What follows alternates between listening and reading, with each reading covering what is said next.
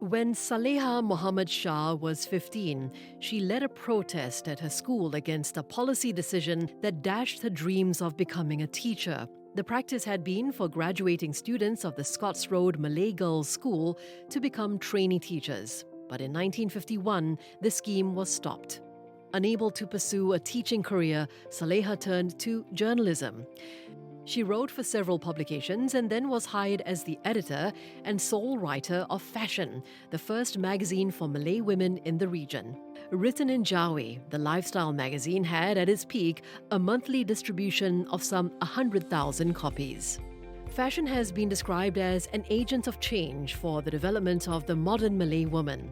Writing with the pen name of Haliza Muhammad Som, Saleha was much loved by her readers. At the weekends, busloads of fans from Malaysia visited the magazine's office to meet her.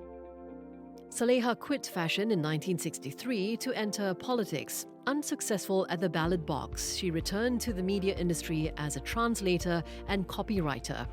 In 1983, she received the Malay Journalist Association Memorial Award for her contributions to journalism. In 2013, she returned briefly to politics to speak at a PAP rally during the Punggol East by-election.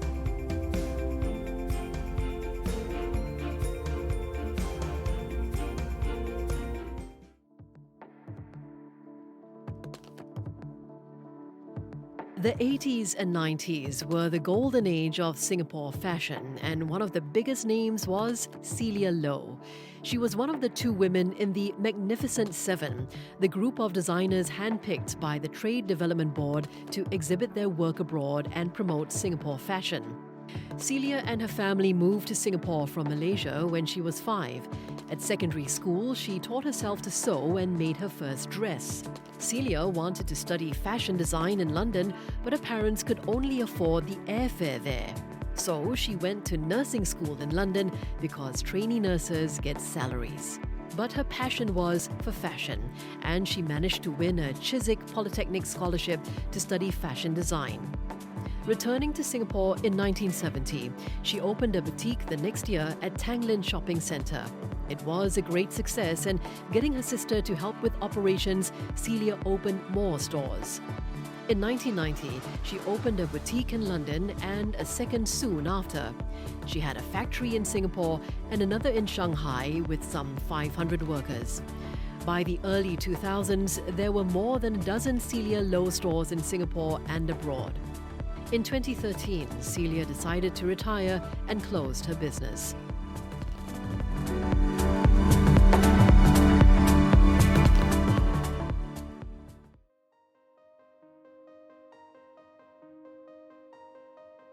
Koo Kim Chu played a key role in the transformation and growth of Singapore's preschool sector, spearheading several projects in the 1980s and 1990s that laid the foundations for its professionalization and the raising of standards. Kim Chu came to Singapore from Penang in 1967 to study social work, and then for a few years, she worked with troubled girls. She realized what was really needed was early intervention with children and parents to prevent problems from escalating. After getting her doctorate in the US, Kim Chu joined NTUC Child Care Services in 1984 as a child development specialist. She later became its first CEO. Over the next decade, with funding from a Dutch foundation, she undertook 3 projects that transformed the sector. The most important was the setting up of the Regional Training and Resource Centre for Early Childhood Care and Education. This created a pipeline of well-trained staff for the childcare sector. Kim Chu also took her expertise and passion for childcare to the region. In 2000, she led a Singapore International Foundation team to Vietnam to train preschool trainers. In 2004, she led a similar team to Myanmar, where over a decade they trained 65 preschool trainers who went on to train 13,000 preschool teachers.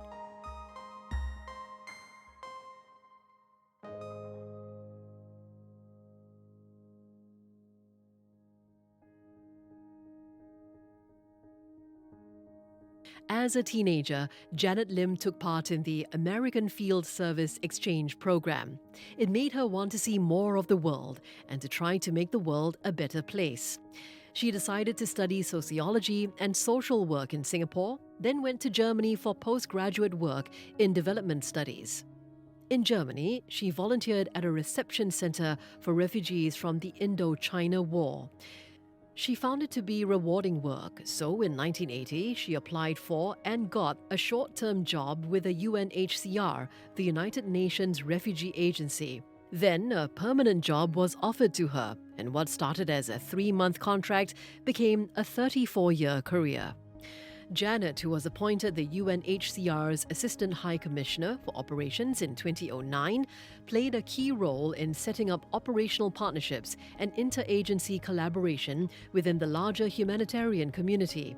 She was also very much involved in establishing and refining UNHCR's emergency response capacity and mechanisms. In her 34 years of UNHCR work, Janet always kept one thought in mind, that ultimately it is the individual that we are helping.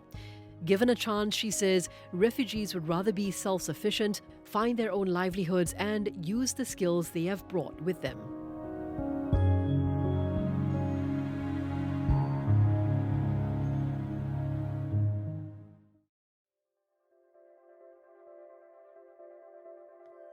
Amanda Heng grew up in a traditional patriarchal Chinese family with 5 sisters and 3 brothers.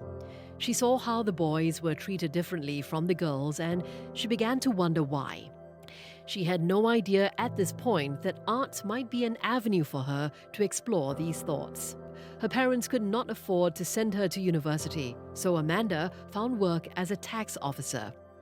In her mid-30s, she quit work, went backpacking around the world, then enrolled at the LaSalle College of the Arts and began her life as an artist.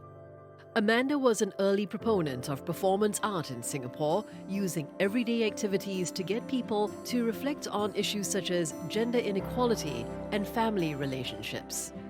In Let's Walk, the audience joins Amanda in walking backwards, using handheld mirrors to guide themselves while holding high-heeled shoes in their mouths. The aim is to draw attention to the challenges women face as they navigate gender roles. In 1988, Amanda co-founded the Artist Village, Singapore's first artist-run space. In 1999, she formed the Women in Arts Collective, the first artist-run women's collective in Singapore. Amanda's artworks have been exhibited in many countries. She was awarded the Cultural Medallion in 2010.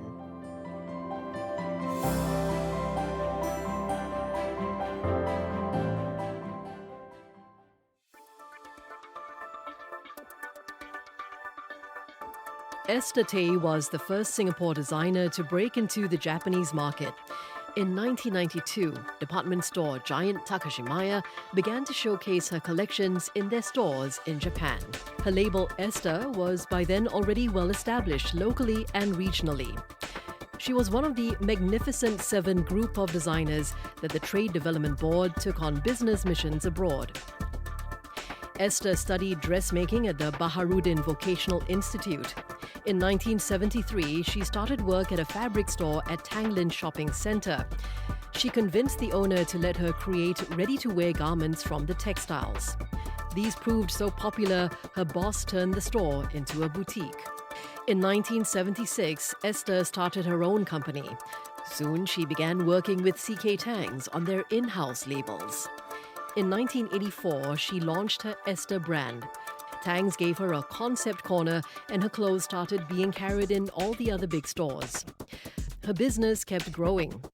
By 1995, she had 4 boutiques and 10 concept corners in Singapore and 15 concept corners around the region.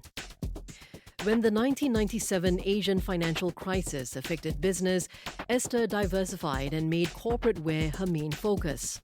In 2019, she revived her fashion wear business, and now, post-pandemic, she is pushing ahead with her plans.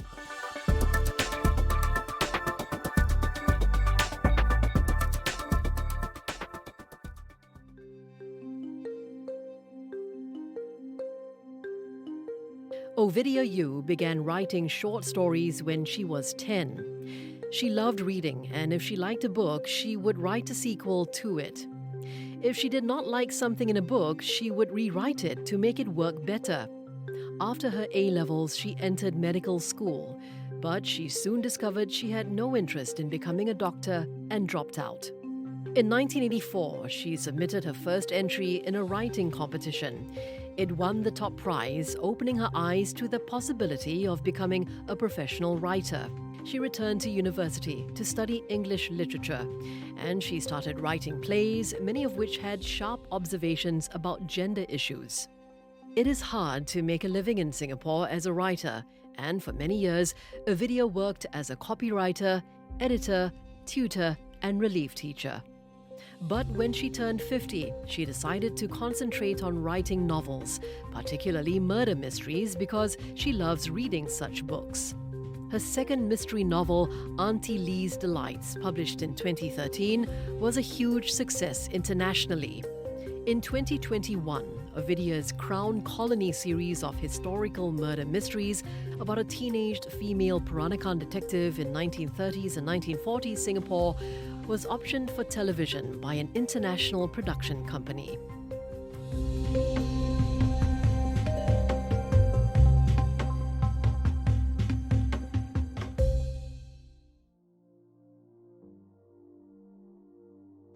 In her final year at junior college, Lee Mei Yi attended a career fair and met alumni who had joined the Singapore Armed Forces.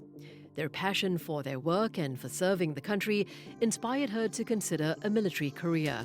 Her parents were supportive, so she applied to join the RSAF. She chose the RSAF because it offered her the best chance of serving as a combat officer. Flying depends more on psychomotor skills, quick thinking, and technical knowledge than on physical strength. On a MINDEF scholarship, she got a BA in economics and a master's in political science at US universities. She then began a 3-year pilot training program that included stints in Australia, France, and the US. When she had the opportunity to go on the fighter wings course, she did not hesitate. "I wanted to try to be the best that I could be. I've never looked back since," she said. In January 2022, Mei Yi, who is a senior lieutenant colonel, became the first woman in Singapore to command a fighter squadron. On 9th August 2022, in another first, she led the RSAF fighter team as it thrilled the crowd with a salute to the nation bomb burst at the National Day Parade.